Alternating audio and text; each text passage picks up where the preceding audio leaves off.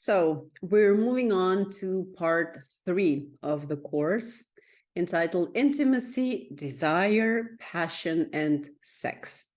What we'll be looking at is the importance of intimacy in a relationship. There are different types of intimacy. Intimacy does not necessarily mean sexual intimacy. Then the importance of sex in a relationship. Sex is important. Sexual compatibility is another area we will be exploring, and we will also be discussing problems in the bedroom. Problems in the bedroom are more frequent than you imagine, and they are nothing to be ashamed of. That, I think, is a key message that I would like to share with you. Intimacy, desire, passion, and sex.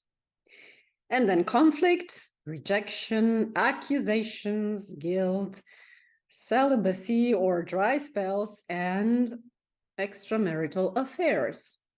They say that sex, when it's good, represents 5% of the relationship. When it's bad, it represents 95% of the relationship, and it has a major impact on every single other aspect of your relationship. That's just how it is. Sex is important and intimacy is important. Sex, intimacy, passion, and desire. Are they all interrelated?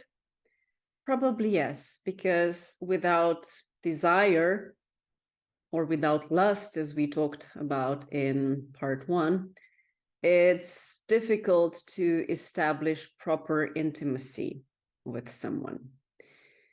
And passion is, of course, the fire that keeps our relationship alive. It's one of the elements that keep our relationships alive, and I think they are one of the strongest ones. Strong passion, strong attachment, and you have a very solid relationship. So let's take a look a little bit, first of all, about the importance of intimacy in relationship. So what is intimacy? What does intimacy mean to you? Intimacy has, of course, different, how shall we say, different facets or different characteristics. Intimacy is not a single concept that would encompass different variables, let's call them. It has nuances. Intimacy means different things to different people. We can be intimate and close with someone who is just our good friend. It doesn't mean that we will be sexually intimate with that person, but it means that we will have some kind of an intimacy established. For example, we could be emotionally very close to that person. Like if we have a very dear friend of ours with whom we share a lot, we definitely have some kind of an intimacy with that person, even though we're not having sex with them. There are different types of intimacy. For example, I have listed here, according to Paula Hall, emotional intimacy, intellectual intimacy, recreational intimacy, and spiritual intimacy. We can relate to other people and we can connect with other people at different levels in different areas of life. And in all these various levels and areas, we can establish some kind of an intimacy. Intimacy does not necessarily mean an intimate sexual relationship. So don't be afraid of using the word intimacy when you are describing your relationship with somebody with whom you are not in an intimate sexual relationship. So, what is emotional intimacy? Paula Hall says that emotional intimacy is being similar in your emotional expression. That may mean crying or shouting at the same sort of thing, or being sensitive or robust to emotion. Emotional intimacy means that you are, for example, both very comfortable with expressing sadness. You have no difficulties crying in public. If you feel sad, you cry. You don't care what other people think. And if you have a friend who is emotionally at the same level, you can feel emotional intimacy with that person because you're both not afraid of showing your sadness, expressing your sadness, and crying in public, for example. Or expressing joy, for that matter. Some people have extreme difficulties in expressing joy. I don't know if you have noticed that, but when people achieve something, or if they're just happy for no particular reason, they often hold that joyfulness and happiness back. How often have you seen someone burst out laughing because of pure joy and happiness? Probably not very often, because other people are quite uncomfortable with people being happy. Many people are not happy in their lives, and they are sort of envious and resentful of all those who are experiencing pure joy and pure happiness, and dare express that. So if you have a friend who loves to express joy and happiness and loves to laugh, then you have an emotional intimacy with that person as well. Intellectual intimacy is, I think, self-explanatory. It means that you are on the same wavelength.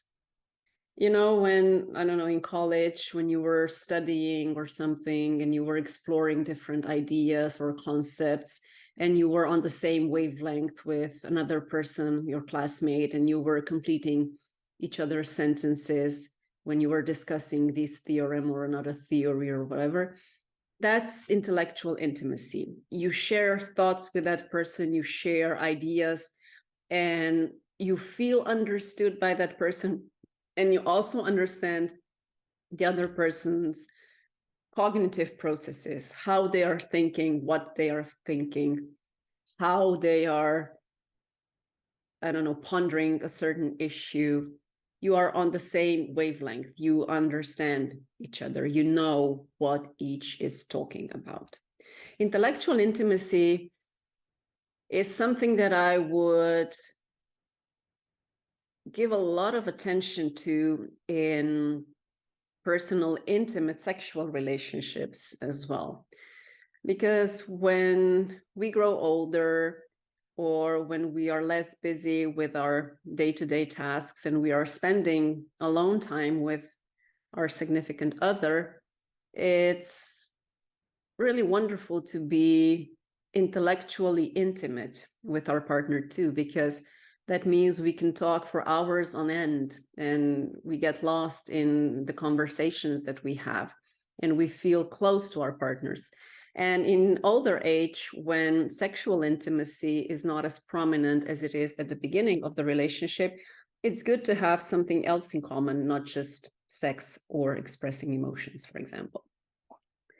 Recreational intimacy does not mean that you are having a recreational extramarital sex. No, a recreational intimacy means that you are, for example, able to laugh together, relax together, have fun together, take time off together, do absolutely nothing together, because you have similar interests, similar hobbies, similar what we call non-essential pursuits.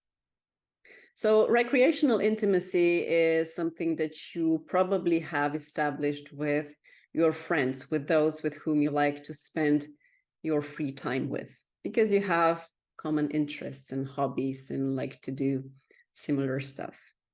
Spiritual intimacy is also something that I very much favor, maybe because I'm more spiritually inclined, but I would find it very difficult to be in a relationship with someone who does not believe in spirituality, whatever that term means to you. But spiritual intimacy means that you are able to share with your partner things that are slightly outworldly, but you can also talk about not only spiritual and religious issues, but also politics, environmental issues, human rights, animal rights, or your passionate beliefs, even if you aren't, I don't know, passionate about something completely silly and not understandable to other people.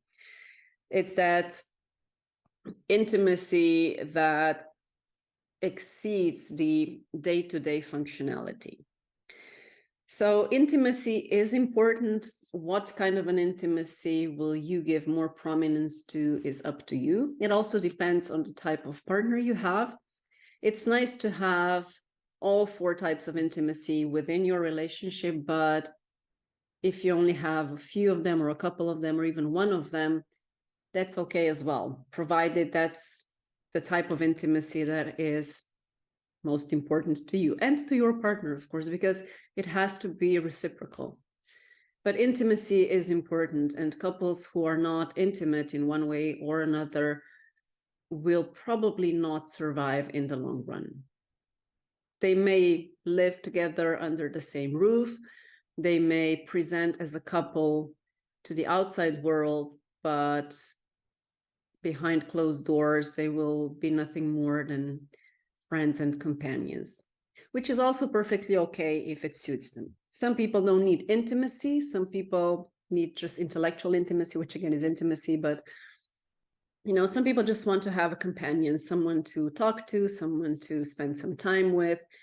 But I would say that even people who believe to be in a platonic, friendly relationship do experience some kind of intimacy. Now, the importance of sex in a relationship. Sex is important no matter what anyone says. It might decrease with time, but it's still a relevant factor in any relationship, because the difference between a friendly relationship and a truly intimate relationship is sex. We're having sex with the one we are intimately involved with. Now, intimacy and sexual desire, as Schnarch says, don't necessarily go hand in hand. There are people who find intimacy diminishes their desire. For some, intimacy diminishes focus on sheer eroticism, and this is the only level where they want to connect. Others can't share intimate sex with someone they love. Some people's desire evaporates once they are in a relationship and intimacy deepens. So our approach to intimacy and sex differs because we're different people. And if we sort of deduct from this quote, we can say that if you have a sexual desire for somebody, it doesn't necessarily mean that you want to establish any other type of intimacy with that person.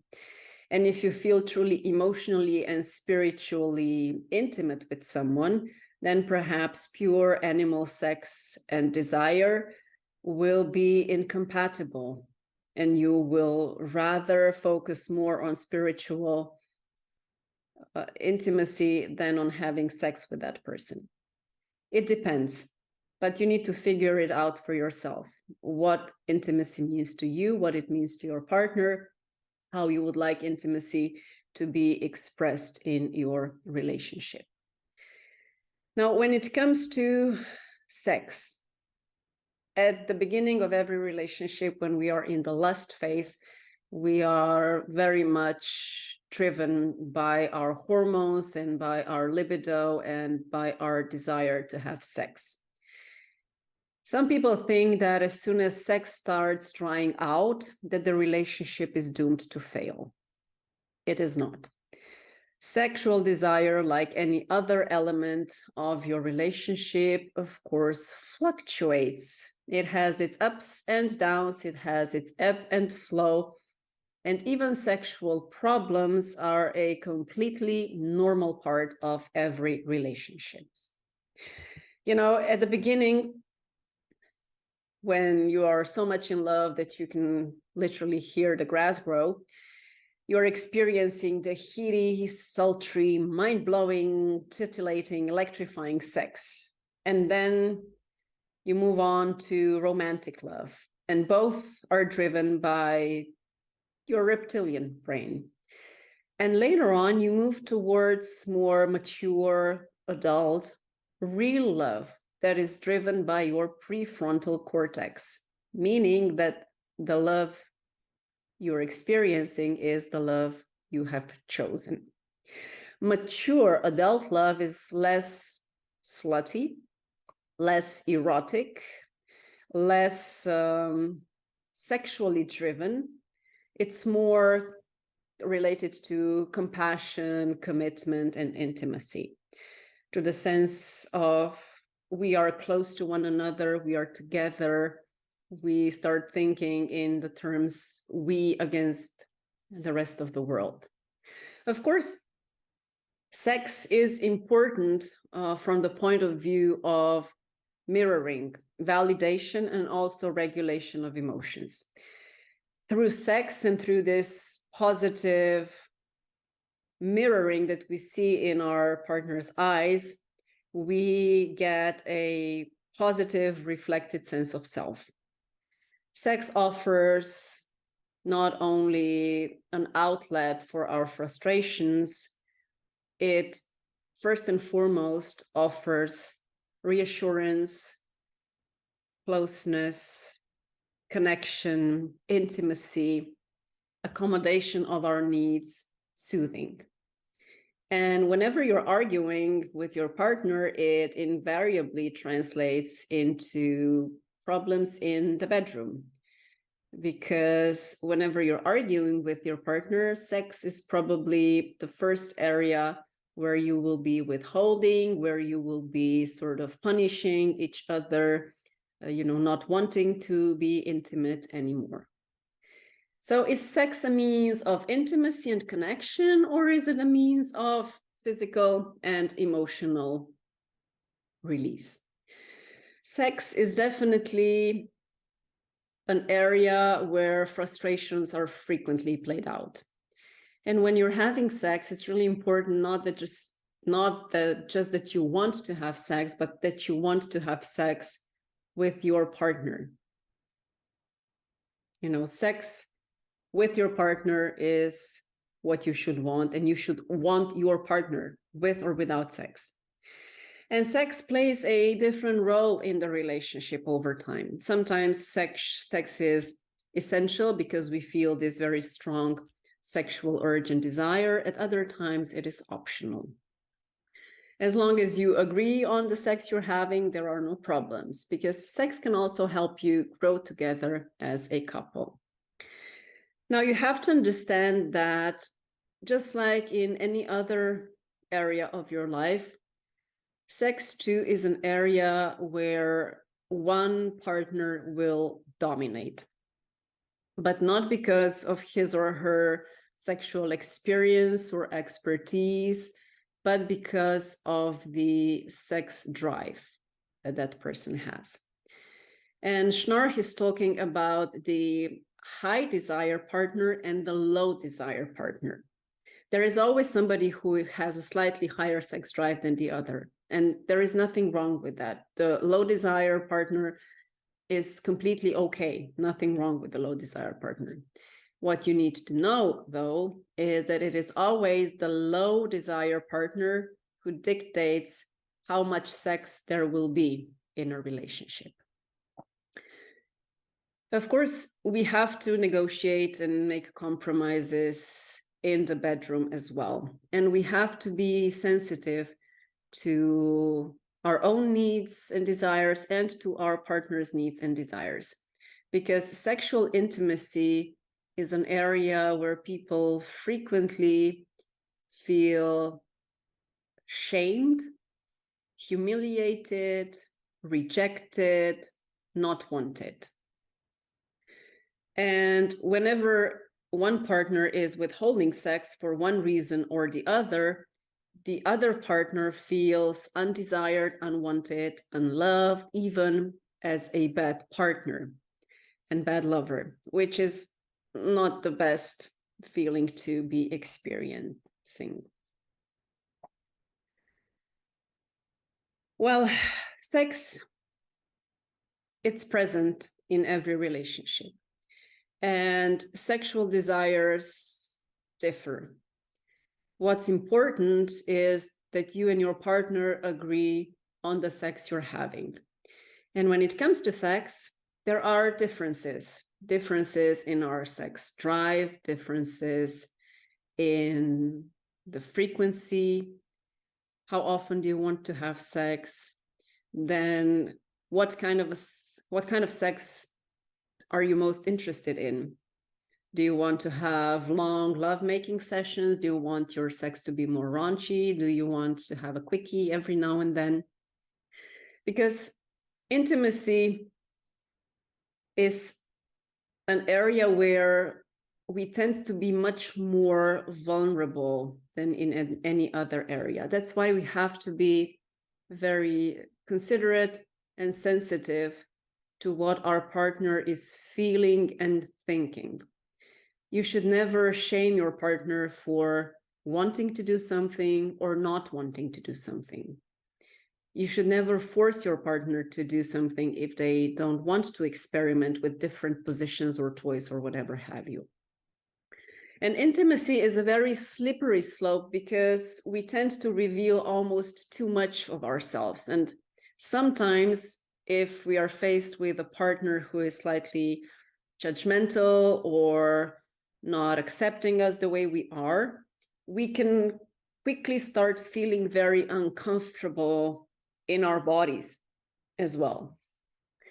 And when we are showing our vulnerability and sharing our intimacy, our intimate thoughts and desires, well, we are exposing ourselves to our partners, meaning that our partners know a whole lot about our most intimate parts, not just intimate bodily parts, but our thoughts, our wishes, our desires, our pleasures, our likes and dislikes, and our fantasies, our thoughts, our emotions, and our prejudices. Of course, keeping your partner sexually happy is in your self-interest as well. To withhold sex is self-destructing and self-defeating. So all of you who are thinking that you will be punishing your partner for something they did by withholding sex, think again. And when sexual frequency declines for one reason or another, marital discord increases and spills over to other areas.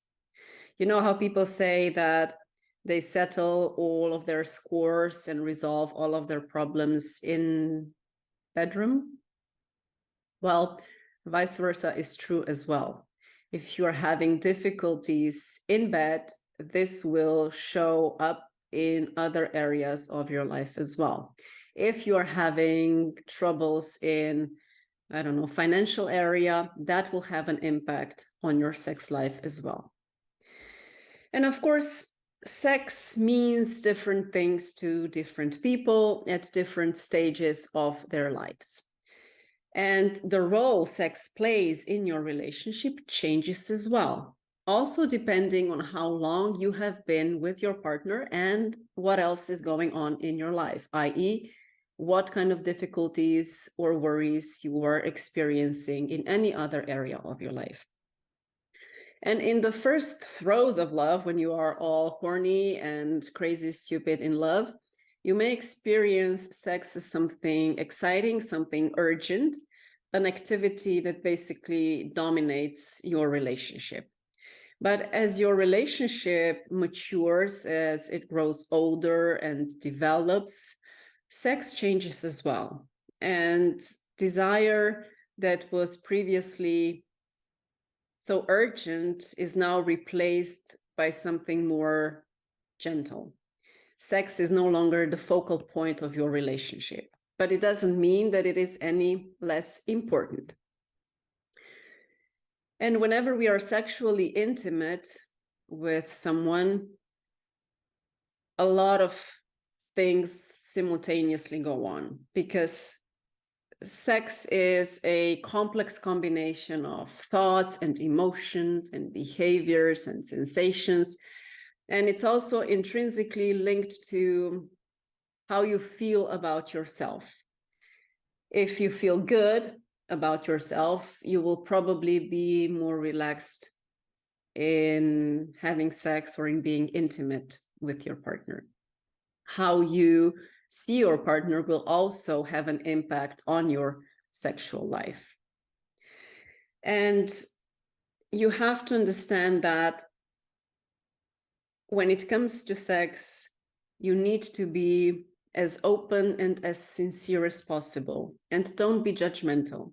Agree on what you like, on what you don't like. Agree on the frequency. If you want to have sex every day and your partner doesn't, you need to negotiate that. And there are many other things as well that have to be taken into account. Sex is also important, like we said, from the point of view of mirroring. It gives us a very positive, reflected sense of self. It is important from the point of view of validation, regulation of emotions. And if you are having difficulties in the bedroom for whatever reason, my best advice would be to just discuss it. Don't try to hide it. Don't be ashamed of any kind of difficulties that you have, because the more you try to hide them, the more you try to suppress them, the more they will be expressing themselves. Affection and intimacy are important for your sexual life as well. Sensuality as well. Romance too. Of course, romance is not important to everyone. It's perhaps more important for women than it is for men, but if you create a romantic atmosphere, I think the experience can be much more pleasant than if you're just having a quickie somewhere. I don't know even where. Playfulness. Playfulness is very important in sex, because if you're having sex with the same person for years or even decades, sex can become a routine. Sometimes it can become boring. And as soon as it becomes a routine and something tedious, almost as a chore that you have to do, it breaks contact between the two of you. And it also leads to a break of contact that you have with yourself, with your needs, wishes, and desires. And if you're only having routine sex, well, it will decrease the level of intimacy that you have, because you will no longer be mentally and emotionally present during sex. And this can definitely be seen and felt. If you're playful, if you're willing to experiment to the degree that you're both comfortable with, that will definitely improve your sex life. Some people prefer certain positions. Some people like sex to be a bit more kinky. Some like the use of toys. Whichever option you choose together with your partner is okay, so long as it's legal. Eroticism. How do you view eroticism? Some people think that sex should be very erotic and sensual, maybe even driven strictly by this strong, passionate desire. Other people think sex should be more romantic, slow, focusing more on connectivity. But sex can also be an adventure for both of you. It gives you a wonderful opportunity to explore each other, to explore each other's wishes, thoughts, and emotions. And just be open, be playful, be relaxed. Women in particular should try not to focus so much on their bodily flaws, because you have to accept yourself the way you are. If you're a bit fatter, if, I don't know, your body isn't perfect the way you would want it to be, don't let that stop you from having decent sex. You can still enjoy intimacy, even if you are not, I don't know, picture perfect or like models from the runway. Sex should be fun. It should help you to establish closer connection with your partner, establish intimacy. It will help you connect on a wholly different level. Sexual compatibility is important. It's silly to deny that. because if we're not compatible when it comes to sex, well, we're going to have difficulties. I know that in some cultures and religions, sex before marriage is not allowed. However, I think that, you know, just like when you're buying a car, before you buy a car, you take it for a test drive. And I think that if you are trying to be with someone in the long run, you have to test that person in bed before committing to something serious. Because if you are sexually incompatible, if you are not sexually attracted to each other, then the relationship will probably not be as happy and fulfilling as it could be. It's true that sexual intimacy is not the key element in a relationship. There can be successful relationships where intimacy is established at different levels. There are relationships where sex plays a minor role.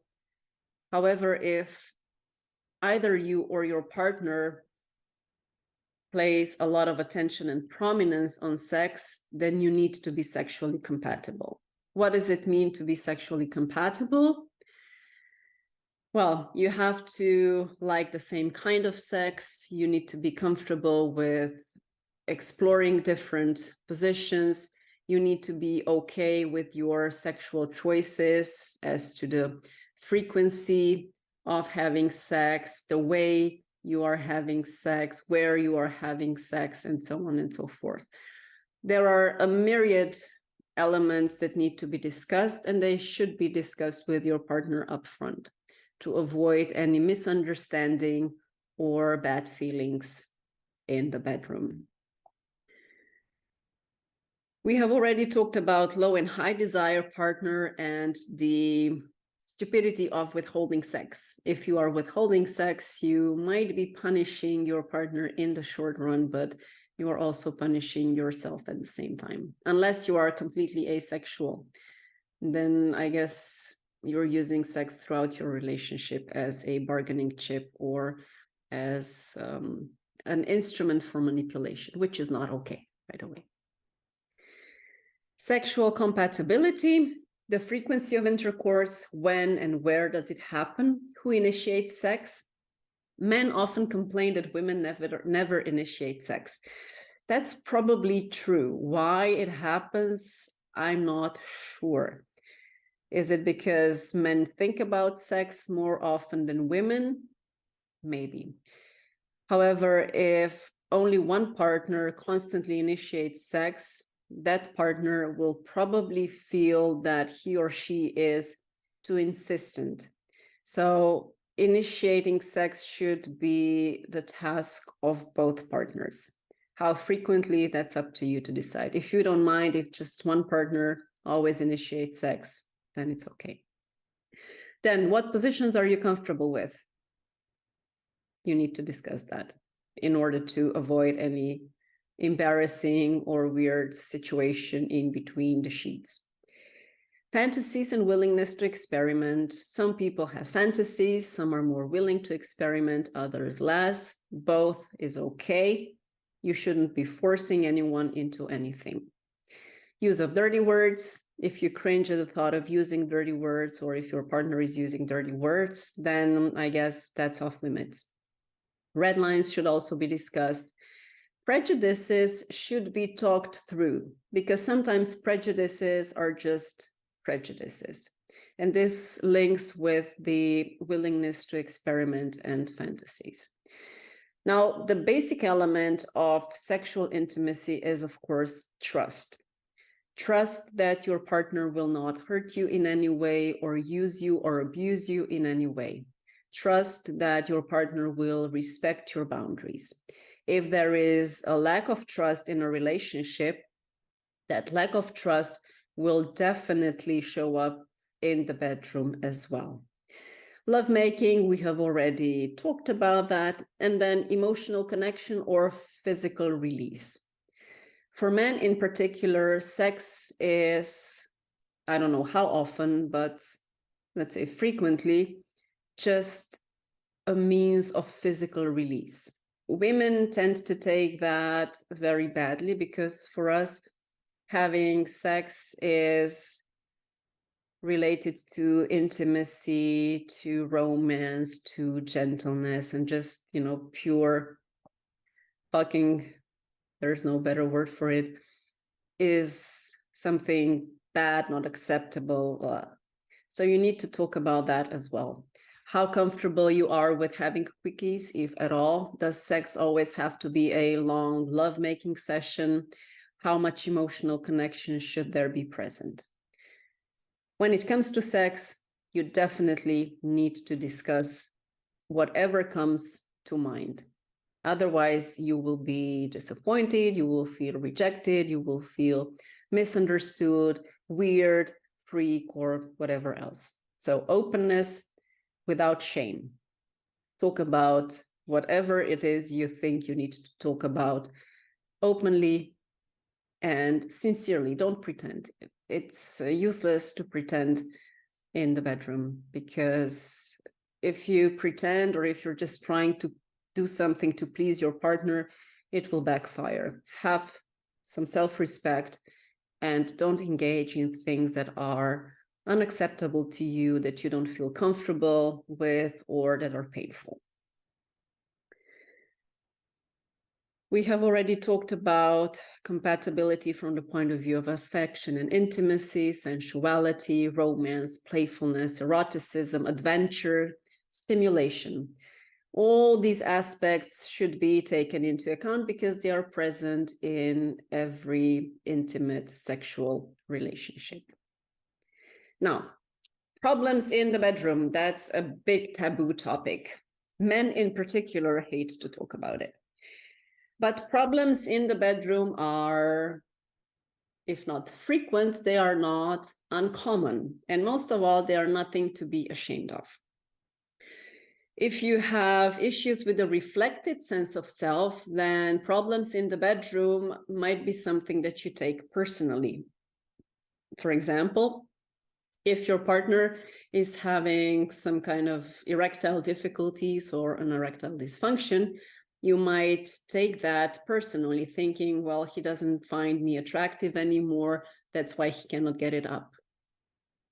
Well, it's highly likely that that is not true, that it's not because of you, but because your partner is having emotional difficulties, or is preoccupied, or is having some physical problems, meaning bodily problems, illness, or something like that. Difficulties in relationships always spill over to the bedroom. So whatever needs to be resolved outside of the bedroom should be resolved. Otherwise, it will have a negative impact on your sexual life, and this will just compound all of the other problems you're already having. Partners with problems usually become very defensive. Why? Because sex is an area where we are all very sensitive and vulnerable. So whenever you feel the need to talk about, for example, sexual problems, be gentle, be sensitive, be considerate. Don't finger point, don't put blame on your partner, because otherwise they might react defensively. It might bring up the ugly side in them up. And of course, they will feel attacked and unloved and like a failure, especially men. The partner without a problem will, of course, feel rejected, unwanted, and undesirable if the partner with a problem does not explain why those problems are arising. But fact is that problems do arise, and especially after the age of 30 or even 40, men tend to get a lot of difficulties with their erections. Sometimes it's related to their physical health, especially if they have problems with their prostate, or if they're having some heart problems, that can have an impact on their erection as well. Sometimes men are just preoccupied. They have problems at work, or they are concerned about something else, if they have financial difficulties, all of that impacts on their sexual performance. Women too experience difficulties in bed. If not before, then during the menopause or perimenopause, when hormones are, of course, playing tricks on them. But women can also have some physical difficulties that prevent them from enjoying sex. There is a whole myriad of different possibilities as to why women are not comfortable having sex, why they try to avoid it. Just like men, women too can be preoccupied or not in the mood, are tired, or whatever else the reason might be. So if you are experiencing difficulties in the bedroom, don't try to hide those difficulties. Discuss them as openly as possible. Seek medical advice to check if you have a physical problem that is affecting your sexual desire, and try not to be judgmental, try not to blame your partner, don't criticize them. Any problem can be resolved, and the more open and relaxed you are in discussing your problems, the sooner they will go away. Now, a couple of words about what Schnarch calls normal marital sadism. We have discussed sexual dysfunction and the importance of communication already, but let me talk about normal marital sadism. It's not sadism per se, it's sadism in the sense of being unkind to your partner, doing unkind acts, being emotionally gridlocked or emotionally fused, saying hurtful things, manipulating, pressuring, coercing, demeaning, insulting your partner, pushing the buttons, poking in the wounds and soft spots. Now, Schnarch says this is normal marital sadism. I would say that this is completely unacceptable behavior. Yes, we all do that from time to time, but if you want your relationship to be respectful, to be loving, to be fulfilling, to be a happy one, then avoid doing those things. If you pay attention to what you're feeling and experiencing and thinking in the moments when you're doing that, think again, why is it that you are acting this way? Is it really your partner's fault? Are they the reason for you being unkind or saying hurtful things? Or are you doing some kind of transference or projection?